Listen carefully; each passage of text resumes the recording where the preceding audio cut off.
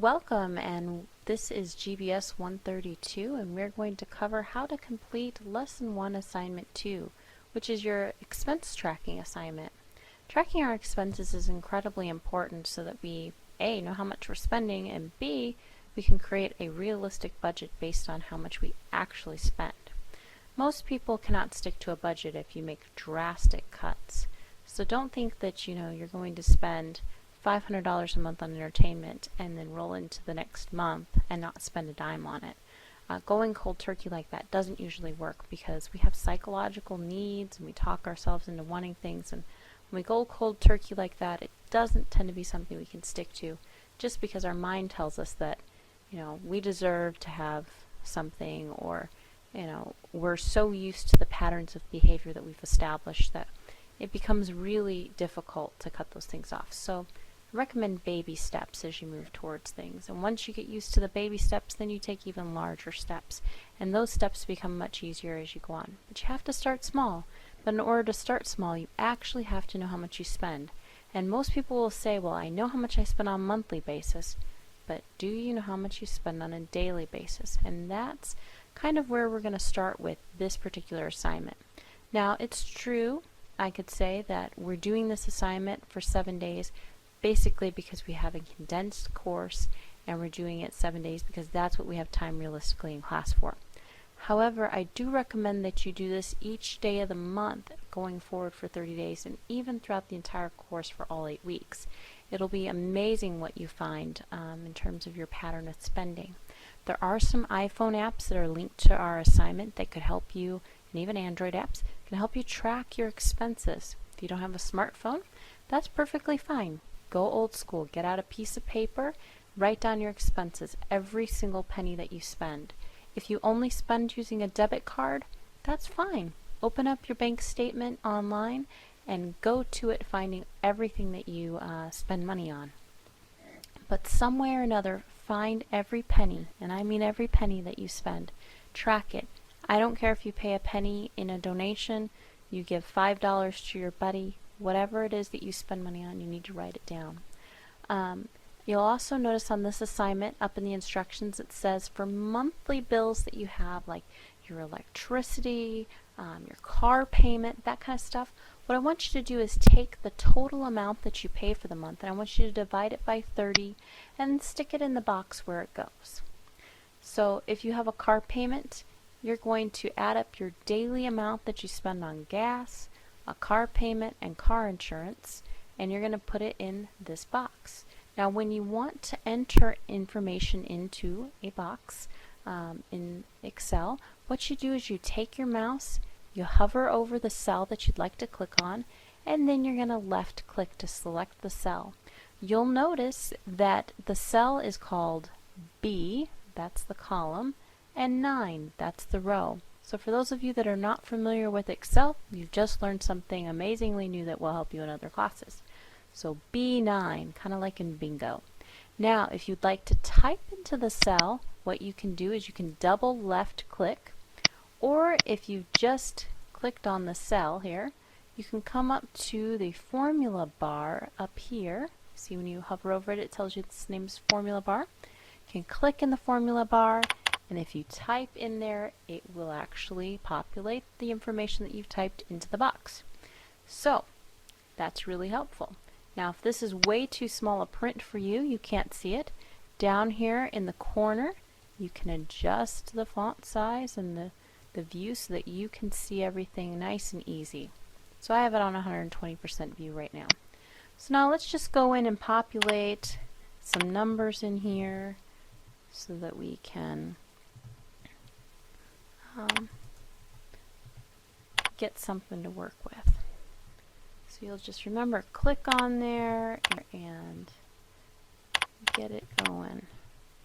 Now I'm just entering any old information in here for our purposes. You're actually going to base this on your own spending habits and what you actually spend.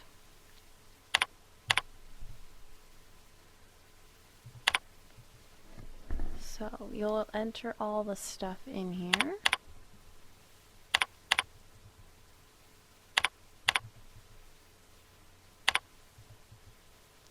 Might take you a couple minutes. Now, charitable contributions, those are things like if you go to a church and you pay tithing, or if you donate money to McDonald's house at McDonald's when you go through the drive-thru, or you go and donate something at Goodwill.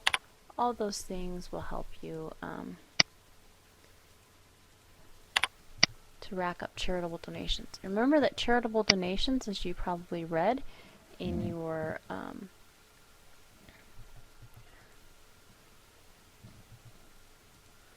reading, they are charitable donations are tax write-offs typically, or they reduce your tax liability. So those are good things to pay attention to.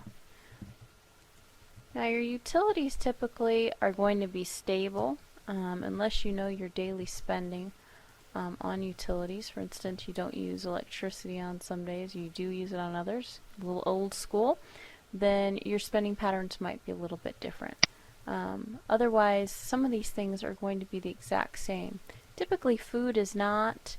Car gas usage is usually not. If you spend money on your credit card and you're tracking that, that doesn't tend to be the same. That kind of stuff. So we're going to say some of these numbers are the same every day and some of them are not. And it's just going to be based on whatever it is you actually, spend. So we're using our made-up numbers here to populate this. I don't know what kind of clothing I supposedly bought for $5. Maybe it was a child's shirt, but we're going to leave that at 5 there. So some of these things might have 0 all the way across. If you live at home with your parents, a number of these are going to have zeros. It might be a good idea for some of these assignments, if you do live at home and you don't have very much in expenses, to actually sit down with your parents and ask them to fill it out with their expenses. And that will give you a much better idea and a value add for some of these assignments that you're doing, so that you can see how much it actually costs to have a home and to have a car payment and have credit cards and kids and all that kind of stuff. So make sure that you are looking at something that's going to actually give you value out of it, that you're not going to be just doing this and putting zeros in everywhere, because that's not going to be very much value add for you. You're not going to get anything out of this assignment, and I'm going to think you didn't do it, so it's not going to be really good for you. Okay, so now that we have everything filled in there, you'll notice we have totals over here that's self-calculated, because I don't expect you at this point to add everything up. And then you have your expense categories over here. Now, for those of you that have used Excel before, this is going to seem like I'm going way too slow. For those of you that haven't used Excel very much, or aren't very good at it, or have never used it, this might be some new stuff, so you might need to review this tutorial a few times. But what you're going to do is, the next part of the assignment asks you to create a pie chart. It gives you some instructions on how to do that here. I'm working in Microsoft Excel 2007, so the instructions that I give reasonably are going to be for 2007. 2010 is pretty similar. If you go before 2007, you're using like XP, then your instructions are going to be a little bit different, and you can watch a tutorial just like this online. However, for those of you that are probably, the majority of you, using 2007 or 2010, this is how you create a pie chart. You're going to stick your mouse, you're going to click on the expenses, you're going to left click and drag down until you get to the last expense there. So now you have selected or highlighted cells A8 through A23, and then you're going to go over to the totals. I want you to hover. Now press the control key, that's CTRL on most keyboards that are QWERTY, and then left click and drag it down to the end of your expenses. Don't highlight the total here, because that's just tallying up how much you spent.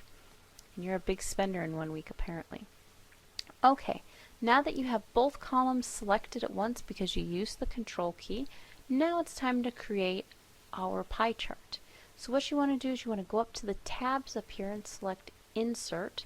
Go to this handy dandy thing called Pie Chart. Then you're going to select the pie chart here, and it's going to show you, okay, you've got all these expenses. You know, you can play around with the size, you can break it up, and then you stick it in there. Now you can select the corner here and drag it out, and it will make your pie chart bigger and will actually show you all the rest of these categories here, which is what you want to see. And it's broken up a little bit so you can actually see how much you spent on it. So my biggest expense in this scenario was housing. That's really easy to see when you do this. You can even click here, right click, and you can change the data. You can add data labels. Let's look at that. Oh look, that's how much money I spent in each category. You could even go back and add in percentages so that you could see it better. Doing a pie chart really helps you to see how much of your money portion-wise that you're allocating to each expense. Many students find that they're allocating large portions of their money to areas they had no clue they were allocating it to. They thought that something else was their big money drain. So this is usually an important assignment to get correct in terms of how much money you're spending and what portion of your money is going where. Go ahead and click outside of that area, and then it will just display your information for you. And come on down to the reflection questions. You read them. The first one is, what did you learn by tracking expenses for a week? I'm a big person on, if you didn't learn anything, then you need to explain why you didn't learn anything. So in order to do this part of the assignment, again, you select the cell by clicking on it, and then double click to start, or go up to the formula bar and click in it. And then you just start typing. And I like complete sentences, so that's what the instructions tell you to do, is use complete sentences. And then you're going to type out your response. For most of these responses, you want 1 to 2 sentences, sometimes more if it's a fairly detailed response. But usually 25 word minimum is what you're aiming for. I'm looking for some support. You are, after all, a college student. So what did you learn by tracking your expenses for the week? Maybe you were surprised by how much money you spend on certain consumable goods, or maybe you were surprised that education wasn't your most expensive area. Whatever it is that you learned, value added for you, talk about that. Maybe you learned that you're horrible at writing down your expenses, and maybe that's why you think you're losing a lot of money. So go through each of those follow-up questions, answer them, type them out. We do have text wrap turned on here, so it will wrap your text. And make sure that you run spell check. So once you're all done typing, go up here to the review tab, and you're going to click on this little icon here where it says ABC spelling.